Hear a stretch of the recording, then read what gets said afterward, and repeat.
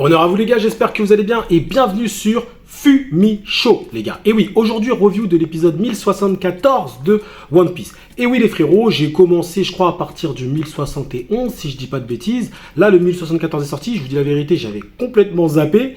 Et j'ai donc regardé l'épisode qui est très sympathique, on va en parler comme d'habitude les gars. Donc, c'était Luffy avec son éclair. L'épisode 1073 nous avait laissé sur ça. Mais l'épisode ne va pas reprendre tout de suite sur Luffy qui utilise les éclairs avec son Gear 5.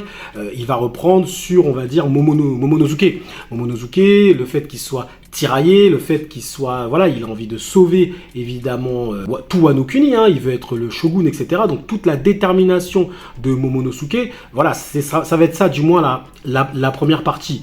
Maintenant, bon, après Oda, il est toujours un peu dans ce style. C'est vrai que on a l'impression que ça en fait beaucoup des caisses et des caisses concernant Momonosuke, mais là cette fois-ci, c'est vraiment la concrétisation de sa détermination à vouloir sauver sa population, son peuple. Et oui, et surtout la confiance que Luffy porte en lui. Donc la première partie n'était pas extraordinaire, mais encore une fois, c'est nécessaire. C'est nécessaire, mais c'est vrai que ce Momonosuke, on le voit souvent pleurer, machin et tout. Là, on aimerait vraiment des fois qu'il se relève. Et il va se relever, notre Momonosuke. Mais ce qui est intéressant aussi à noter, c'est qu'au final, la relation entre Momo et Luffy va s'intensifier dans cette scène. Parce que Luffy, en fait, va prendre un risque énorme. Ça va être plus à la fin de l'épisode, où en fait, il va carrément mettre une patate qui est capable de détruire tout Onigashima. Enfin, il peut tout détruire avec ça, Luffy. Et très clairement, il va dire à Momo, écoute, je te fais confiance.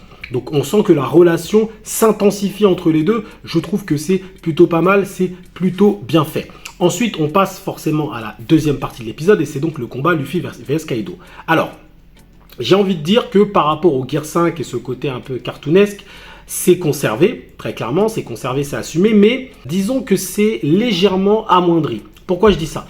Parce que on a moins ce côté Luffy loufoque. Alors oui, il est là, il fait un peu le foufou, etc.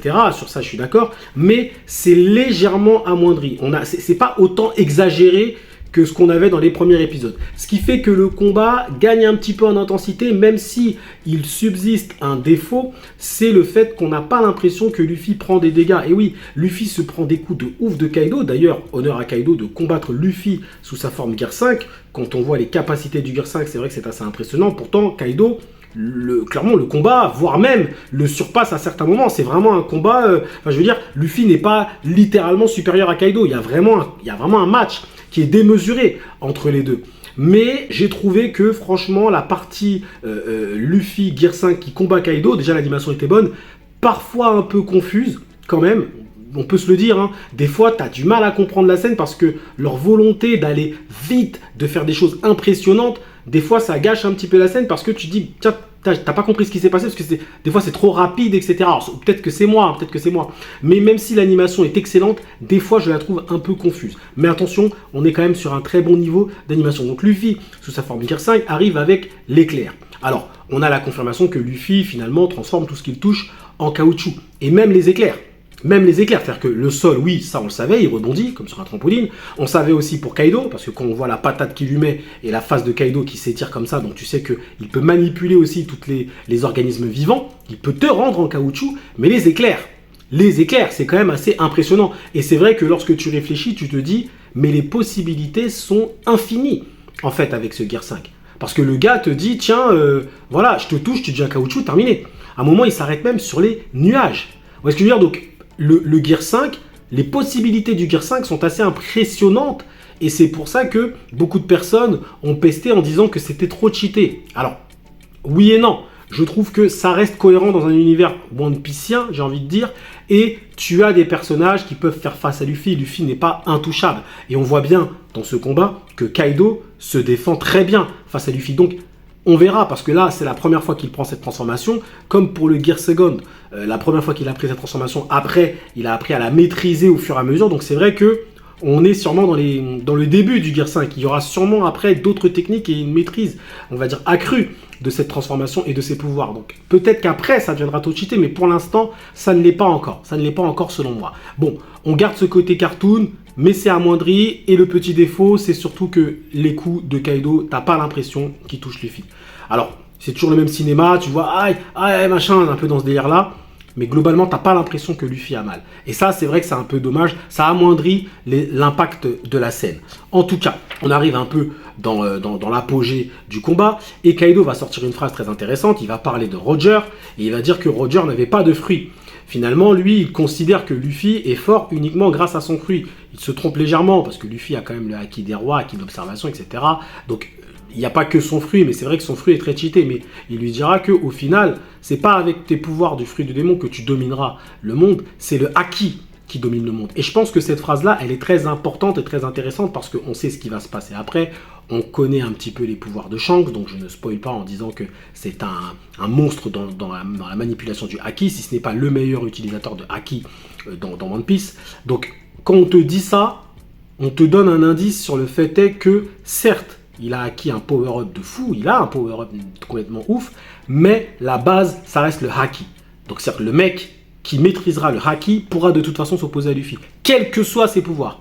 Parce que Roger a dominé et est devenu le roi des pirates avec du haki. Donc quand on te donne cette information-là, il faut le prendre vraiment tel quel. En t'expliquant que, ok, il est cheaté, par contre, il se retrouve face à un putain d'utilisateur de haki, il peut se faire fumer. Parce que le haki, c'est le haki, tout simplement. Et quand c'est Kaido qui te le dit, je pense qu'on peut le croire. Très clairement. Donc ça, c'était plutôt pas mal.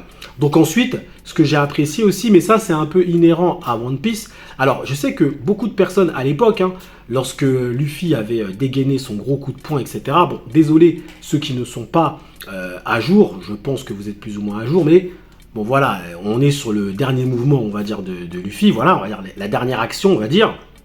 Beaucoup de personnes avaient pesté parce qu'ils trouvaient que c'était une fin qui était un peu simpliste. Mais en fait, dans One Piece, les fins, les actions finales de Luffy ont toujours un sens avec l'arc en lui-même.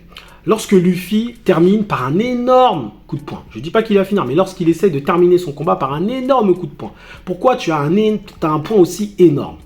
Parce qu'en fait, à l'intérieur de ce point, il canalise toute la rancœur, toutes les émotions, tout ce que tu veux, tous les espoirs du pays, en fait. Vous voyez ce que je veux dire? C'est l'esprit, c'est un peu comme un Genki-Dama, si tu préfères. Lorsque Goku fait son Genki-Dama, il canalise toute l'envie des êtres humains, par exemple, de se débarrasser de Kid Buu. Ok? Eh bien, c'est un peu la même chose pour Luffy. Lorsque Luffy termine ses actions, il le fait toujours au nom de. Lorsqu'il fume Crocodile, il le dit. Tu as volé le pays, rends-leur leur pays. Tu vois ce que je veux dire? Donc en fait, il y a toujours cette donnée, on va dire, de fédérateur, fédération. Luffy fédère les émotions des gens en lui.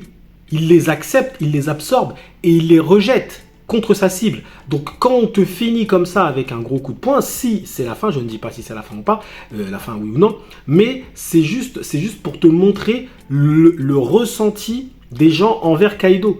Et pourquoi juste avant, on te montre le petit papy qui a entraîné Luffy, on te montre Momonosuke, on te montre le peuple, etc. On te montre tout le monde avant. Pourquoi on fait ça? Parce qu'il se bat au nom de ces personnes-là, il se bat au nom de toutes ces personnes-là qui sont en train de le suivre, d'autres ne le suivent même pas, mais en tout cas, il se bat au nom de tout le monde. Et pour lui, il se fait, entre guillemets, le porte-parole de la haine, de la rancœur, des émotions des gens. Et c'est comme ça qu'il va écraser son adversaire. Vous voyez? Donc c'est pour ça que, on va dire, effectivement, il y a des actions, je ne dirais pas, si c'est cette action-là qui finit Kaido, on peut dire effectivement que c'est un peu simpliste. Effectivement. Mais, encore une fois, le sous-texte est plutôt bien maîtrisé selon moi. Parce que lorsque Luffy, par exemple, finit Lucci, il le fait pour Robin. C'est pour ça qu'il repense à Robin, etc. Il le fait pour récupérer Robin. En fait, c'est toute la haine de Robin qui se traduit à travers l'attaque de Luffy. En fait, c'est toujours ça, Luffy. C'est toujours ça. C'est quelqu'un qui porte en lui la haine des gens. Et il l'exploite, il la transforme en combativité pour après écraser son adversaire. Moi, je le vois comme ça. Après, des fois, c'est peut-être pas le cas. Mais en tout cas, je trouve que ça y ressemble fortement. Selon moi, en tout cas. Ok, donc voilà, on arrive sur cette dernière action. Il va se passer encore des choses après, les frérots, pour ceux qui ne suivent que l'animé. Il va se passer des choses après, sincèrement. Alors, ça sera pas aussi lourd que le combat Luffy vs Kaido, mais il va se passer des trucs très intéressants. Après, il sera peut-être le moment de faire un bilan de Onigashima, les combats, Zoro, etc. contre King, Sanji contre Queen, etc. Il y a pas mal de choses, je pense, à dire, surtout sur leur power-up. Voilà, un petit bilan à faire. Il va y avoir des arrivées, des antagonistes antagonistes, des choses comme ça. Il va y avoir aussi des protagonistes un peu. Donc ce n'est pas fini. Onigashima ne se termine pas, l'arc Wano Kuni ne se termine pas de façon simpliste. Il y a une belle fin et une belle ouverture vers la suite. Et après, les événements d'après, c'est parti, hein, One Piece. Après Wano, là, c'est une folie. Hein. Donc bref, voilà les frérots, ma petite review, ma petite pierre à l'édifice One Piecien, en tout cas, pour l'épisode 1074. Je vous remercie d'avoir suivi cette vidéo jusqu'au bout. Prenez soin de vous et que l'honneur soit avec Kaido, le frérot. Il y a un truc qui arrive là, c'est une sorte de météorite, frérot. Va falloir faire des pompes.